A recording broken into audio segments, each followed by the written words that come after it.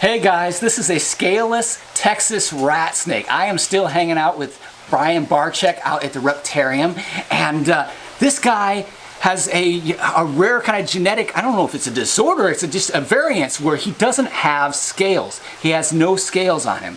Check that out, guys.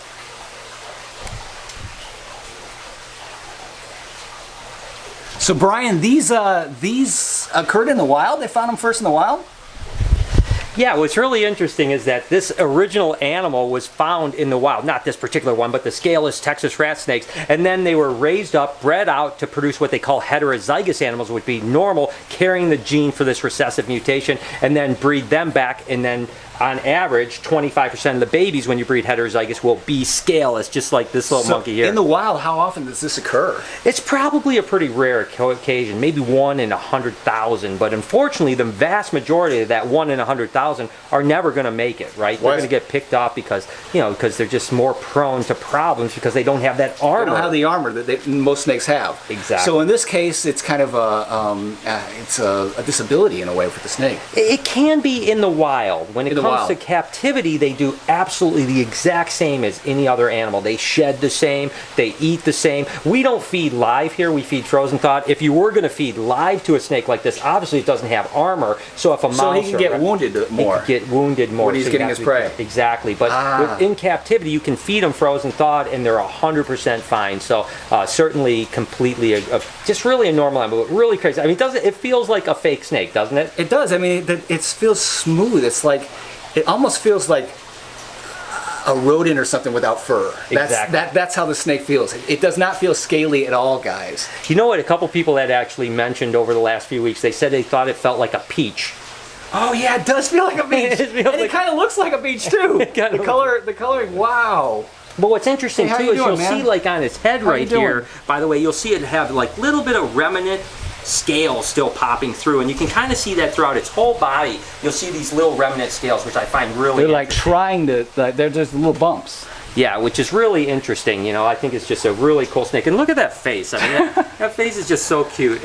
So cute, so cute. And in the wild, these are in Texas, obviously. Yeah, these are native to Texas, and that's really the only state that the Texas rat snakes. Now, of course, there's rat snakes throughout the entire United States, or a big portion of the United States, I should say. But these particular ones are native only to Texas. They're actually called Linheimeri, but they're pretty. This is an adult right here. It doesn't get any larger than this. Typically, 4 to 5 foot range. Obviously, a pretty healthy, heavy-bodied animal. This guy, I think he likes you a little bit. He's crawling all over my neck. Very, very cool. And so these guys, and obviously Brian, you do sell snakes, right? So if somebody wanted a pet like this guy, do you sell these kind of guys? Yeah. Or is he too rare? No. These are what we call these paint jobs. These are designer snakes that we're selectively breeding for either colors or patterns to make just the coolest pet snake. So something like this is available. I mean, it's going to cost $200, $250, something like that. But you have a really cool snake that feels totally different than any other snake that you'd ever have.